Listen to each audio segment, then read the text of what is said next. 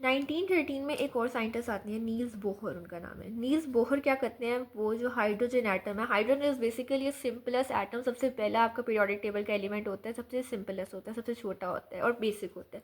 उसने क्या किया, हाइड्रोजन एटम का मॉडल तैयार करवाया उसने सारा हाइड्रोजन एटम का, जिसको बोहर एटॉमिक मॉडल भी कहते हैं। क्या डिस्कवर करते हैं, एक सेंटर में तो न्यूक्लियस है जिसके अंदर क्या है, न्यूट्रॉन है और प्रोटॉन है। इसके अलावा न्यूक्लियस के इर्द गिर्द इलेक्ट्रॉन्स जो होते हैं वो एक फ़िक्स एनर्जी लेवल में फ़िक्स ऑर्बिट के अंदर न्यूक्लियस के इर्द गिर्द चक्कर लगाते हैं, जिनको हम क्या कहते हैं, शेल्स कहते हैं। ठीक है, ये न्यूक्लियस है और ये क्या आ रहे हैं, ये सेल्स हैं जिसके अंदर इलेक्ट्रॉन्स रहते हैं और मूव कर रहे होते हैं, डिपेंडिंग के कौन सा हमारे पास एलिमेंट है, कौन सा एटम है, उसके कितने इलेक्ट्रॉन्स हैं। इनको हम क्या कहते हैं, शेल्स, या फिर दूसरा नाम इनका क्या है, ऑर्बिट। ये शेल, ये पहला शेल, ये दूसरा शेल, ये तीसरा शेल है। इनको नेम दे दिए, पहला जो सबसे ज़्यादा न्यूक्लियस के करीब होता है उसको के, देन अगला एल, फिर M, N and so on, ऐसे जैसे शेल चलते रहते हैं। सबसे न्यूक्लियस के करीब, न्यूक्लियस के जो सबसे करीब वाला शेल होता है ना, पहला शेल होता है ना, उसकी जो एनर्जी होती है वो सबसे छोटी, सबसे थोड़ी होती है। यानी जो लाइक आप एग्जांपल लें कि जो सबसे घर में रहने वाला बच्चा होता है, सबसे छोटा होता है, उसकी एनर्जी इतनी नहीं होती। इसके मुकाबले में जो बड़े वाले होते हैं, जो दूर दूर होते हैं, उनकी एनर्जी ज़्यादा होती है, बिकॉज उन्होंने काम ज़्यादा करने होते हैं। तो इसी तरह जो सबसे ज़्यादा न्यूक्लियस के करीब है, अपने न्यूक्लियस इनका सेंटर ऑफ दी होम है, अपने होम के करीब है, उसकी एनर्जी उतनी कम है, जिसको हम क्या कहते हैं, ग्राउंड स्टेट कहते हैं। यानी ये शेल और इस शेल में मौजूद इलेक्ट्रॉन्स क्या हैं, ग्राउंड स्टेट्स के अंदर है। उसके अलावा जैसे जैसे दूर जाते रहेंगे, जो सबसे दूर होंगे, इस केस में एग्जांपल हम ले लेते हैं कि एन शेल सबसे दूर है, इसकी एनर्जी सबसे ज़्यादा हाई होगी। ठीक है, जितना दूर उसकी एनर्जी उतनी हाई होगी। इसके अलावा ये जो इनके दरमियान स्पेस है ना, ये वाली, ये वाली, ये वाली, ये इलेक्ट्रॉन्स इनके अंदर कभी भी नहीं हो सकते। इलेक्ट्रॉन ने अगर मूव करना है तो हमेशा शेल के अंदर मूव करना है, ये जो शेल बन रहे हैं इनके अंदर मूव करना है, बिटवीन द शेल जो है उनमें नहीं होता। और हर इलेक्ट्रॉन की एनर्जी क्या होती है, फिक्स होती है, कोई भी वो नहीं होती लाइक कि इसके कोई स्पेसिफिक, हर इलेक्ट्रॉन की लाइक एनर्जी स्पेसिफिक होती है, कोई भी इसकी किसी भी वेरिएशन नहीं होती। अब हर जो शेल है ना, या फिर दूसरा नाम क्या था, ऑर्बिट, कौन कौन से, K, L, M, N so on, ये मज़ीद डिवाइड हो जाते हैं आगे सब शेल के अंदर या ऑर्बिटल्स। ठीक है, सब शेल और ऑर्बिटल्स के अंदर डिवाइड हो जाते हैं। अब के जो है, इन सब शेल और ऑर्बिटल के नाम होते हैं एस, पी, डी, एफ, ये इनके सब शेल्स और ऑर्बिटल हैं। अब कितने हर शेल के कितने सब शेल होंगे, that will be equal to its n value. N क्या है, एन नॉर्मल से हमने नंबर ले लिया, लाइक पहला शेल है तो के पहला शेल है तो के की एन वैल्यू क्या हो जाएगी, 1 हो जाएगी। एल दूसरा शेल है, एल की एन वैल्यू 2 हो जाएगी, लाइक पहला शेल दूसरा शेल। एम आ जाएगा, एम की एन वैल्यू 3 हो जाएगी। उसके बाद एन आ जाएगा, एन की एन वैल्यू क्या हो जाएगी, 4 हो जाएगी। अब हर शेल के कितने सब शेल होंगे, that will equal to its n value. के का एक एन है तो इसका सिर्फ एक सब शेल होगा एस। एल के 2 हैं तो एल के 2 सब शेल हो गए एस एंड पी। एम के 3 एन वैल्यू है तो इसके 3 सब शेल हो गए एस, पी, डी।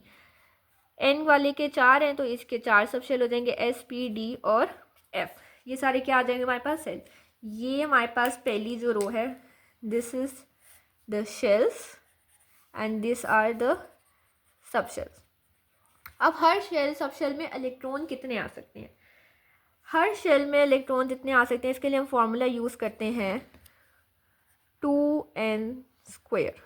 ठीक है, 2n² हम फॉर्मूला यूज़ करते हैं। अब के लिए n की वैल्यू क्या है, 1, तो के लिए हम 2n² का फॉर्मूला डालो तो n की जगह 1 आ जाएगा, 2 multiply by 1 raise to power 2, 1 की पावर 1, 2 1 ही होती है, मल्टीप्लाई बाय 2 यानी 2। इसके अंदर मतलब के अंदर 2 इलेक्ट्रॉन आ सकते हैं।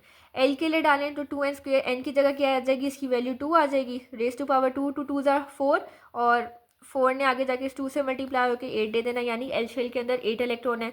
इसी तरह एम शेल के अंदर करोगे तो 3 की पावर 2, 3 3 ज़ार 9, 2 9 ज़ार 18 आ जाएगा। और एन शेल के अंदर 2 रेज टू पावर 4 की पावर 2, 4 का स्क्वायर होता है 16, और 16 को 2 से मल्टीप्लाई करेंगे तो 36 इलेक्ट्रॉन। यानी के शेल में 2 इलेक्ट्रॉन, एल शेल में 8 इलेक्ट्रॉन, एम शेल में 18 और एन शेल में 36 इलेक्ट्रॉन आ जाते हैं।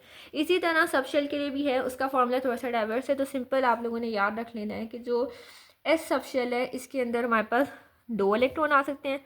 पी सब शेल के अंदर उनके एस सब शेल के अंदर 2 इलेक्ट्रॉन, पी सब शेल के अंदर 6 इलेक्ट्रॉन, एस पी डी के अंदर 10 इलेक्ट्रॉन और एफ के अंदर 14 इलेक्ट्रॉन्स आते हैं। नेक्स्ट हमारे पास एक टॉपिक आता है atomic number and mass number का। एटॉमिक नंबर क्या होता है? एटम के हमने देख लिया कि 3 फंडामेंटल पार्टिकल होते हैं, इलेक्ट्रॉन, प्रोटॉन्स और न्यूट्रॉन। जो प्रोटॉन होता है ना, वो हर एटम का स्पेसिफिक होता है कि हर एटम के एक स्पेसिफिक उसको प्रोटॉन होते हैं जिससे ज़्यादा कम नहीं हो सकते, और इसके लिए हम जो प्रोटॉन है उसको एटॉमिक नंबर कहते हैं। यानी प्रोटॉन के नंबर को एक और नाम दे दिए हैं एटॉमिक नंबर। और ये हर एटम का क्या होता है? आइडेंटिफिकेशन नंबर भी होता है। अब एटम हमें पता है वो एज अ होल न्यूट्रल है, ये बात हमने यहाँ ऊपर भी डिस्कस की थी स्टार्टिंग में भी कि atom as a whole neutral है। तो मतलब जितने उसमें प्रोटॉन होते हैं उतने उसमें इलेक्ट्रॉन भी होते हैं। जितने एटम में इलेक्ट्रॉन, प्रोटॉन यानी पॉजिटिव चार्ज है, उतने इलेक्ट्रॉन यानी नेगेटिव चार्ज है। इसका मतलब अगर एटम में फॉर एग्जांपल 4 प्रोटॉन है तो 4 ही इलेक्ट्रॉन होंगे। एटॉमिक नंबर का क्या मतलब है? प्रोटॉन नंबर, यानी अगर पर्टिकुलर एटम है उसका एटॉमिक नंबर 4 है तो उसमें इलेक्ट्रॉन भी क्या हो जाएंगे, हमें पता चल जाएगा इलेक्ट्रॉन भी उसमें कितने हैं, 4 ही होंगे उसके अंदर। इसके बाद एक दूसरा नंबर हमारे पास आता है, डेट इज़ मास नंबर।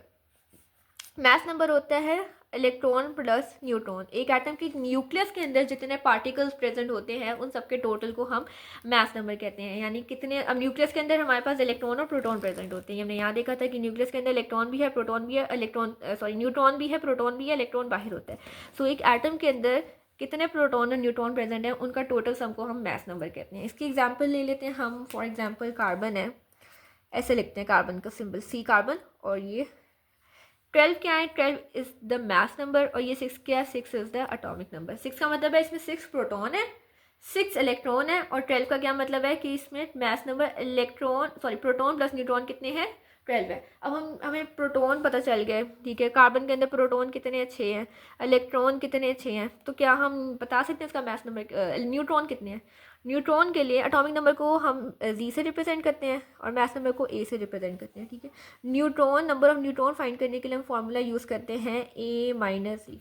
यानी मास नंबर में से ये मास नंबर अगर हम एटॉमिक नंबर को निकाल दें तो हमारे पास न्यूट्रॉन का नंबर आ जाएगा। कार्बन के लिए अप्लाई करते हैं, कार्बन के न्यूट्रॉन नंबर फाइंड करना है। मास नंबर क्या है इसका? 12। 12 में से हमने माइनस कर देना है, इसका जो एटॉमिक नंबर है वो कितना है? 6। बाकी बचा 6, यानी कार्बन के अंदर कितने न्यूट्रॉन हो जाएंगे? 6 न्यूट्रॉन होते हैं जो कार्बन के अंदर प्रेजेंट है। इसी तरह एक और एग्जांपल ले लें। फॉर एग्जांपल बेरियम है हमारे पास, इसका मास नंबर है 137 और एटॉमिक नंबर है 56। Number of electron, proton, neutron तीनों बताने हैं। तो प्रोटॉन कितने होंगे? प्रोटॉन तो सिंपल यही 56। इलेक्ट्रॉन कितने हैं? जितने प्रोटॉन उतने ही इलेक्ट्रॉन। न्यूट्रॉन कैसे आ जाएंगे? ये मास नंबर, इसमें से ये एटॉमिक नंबर को माइनस कर देना है, यानी 137 में से 56 को आपने माइनस कर देना है, 81 आ जाएगा। ये हमारे पास क्या है? इसके नंबर ऑफ न्यूट्रॉन। इसी तरह करके हम सारे एलिमेंट्स के electron, proton number, electron number, neutron number, ये सारे फाइंड कर सकते हैं। बोहर का एटॉमिक मॉडल आएगा 1930 में। नील्स बोहर ने हाइड्रोजन एटम का मॉडल दिया जिसको बोहर एटॉमिक मॉडल किया। अब इसमें ना न्यूमरस डेफिनेशन है। सबसे पहले ऑर्बिट और शेल का बता दिया कि वो electron can revolve around the nucleus of an atom in a specific path, जिसको क्या कहते हैं? ऑर्बिट और shell. When electron is revolving in one of these orbit the energy fix होगी। Also when electron is present in orbit which is closer to nucleus, यानी जो nucleus के करीब होगा उसकी एनर्जी मिनिमम होती है और उसको हम ग्राउंड स्टेट ऑफ एटम कहते हैं। The orbits that are further away from the nucleus possess करती है higher energy. The electron is not allowed to occupy the space in between the orbits, यानी ऑर्बिट के बीच वाली स्पेस में नहीं होते। Since the electron present initial as a fix energy, इन शेल को एनर्जी लेवल का नाम भी देते हैं। जो नियरेस्ट टू न्यूक्लियस होता है उसको फर्स्ट शेल या की कहते हैं। फिर सक्सेसिवली इनको LM वगैरह डिवाइड कर देते हैं। ई शेल जो है वो फर्दर डिवाइड होगा सब शेल, और ऑर्बिटल में S आ जाएगा, फिर P, D, F आ जाएगा। N की वैल्यू पर डिपेंड करेगा, जो मैंने आपको पहले समझा दिया सारा कुछ। ये उन्होंने वही डायग्राम बनाई कि सेंटर में न्यूक्लियस, ये पहला शेल, फिर दूसरा या तीसरा, सारे शेल बनते हैं। फर्स्ट के आ जाएगा, इसकी N की वैल्यू 1 है, इसकी एनर्जी लेवल E1 कह दिया, इसकी एनर्जी E2, इसकी एनर्जी E3, इसकी एनर्जी E4। E4 जो सबसे दूर है उसकी एनर्जी सबसे ज़्यादा है E2, E3 और E1 के मुकाबले में। फिर उसके बाद 2n² का फॉर्मूला यूज़ करते हैं ताकि हम पता लगा सकें कि हर शेल में कितने इलेक्ट्रॉन आ सकते हैं, और इसी तरह जो सब शेल हैं उनके भी इलेक्ट्रॉन हमारे पास पता है। एटॉमिक नंबर क्या होता है? The number of proton of an atom of an element is always fix and is called atomic number, ठीक है। Since the atom as a whole neutral होता है, लेकिन यानी जो प्रोटॉन का नंबर है वही इलेक्ट्रॉन का नंबर है। जी से इसको रिप्रेजेंट करते हैं, और ये आइडेंटिफाई करते हैं यूनिक नंबर होता है हर एलिमेंट का।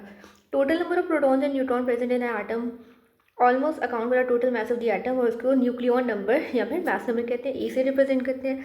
फॉर्मूला क्या है? ये हमारे पास है। नंबर ऑफ न्यूट्रॉन फाइंड करने के लिए मास नंबर में से एटॉमिक नंबर माइनस कर देना है। कि ऑक्सीजन है 68, इसका जो एटॉमिक नंबर है वो है 8, 8 इसका एटॉमिक नंबर आ गया। 16 में से आप 8 को माइनस करो, बाकी बच गया 8, वो उसका न्यूट्रॉन नंबर आ जाएगा। और यही जो 8 एटॉमिक नंबर था यही इसके इलेक्ट्रॉन का नंबर भी आ गया।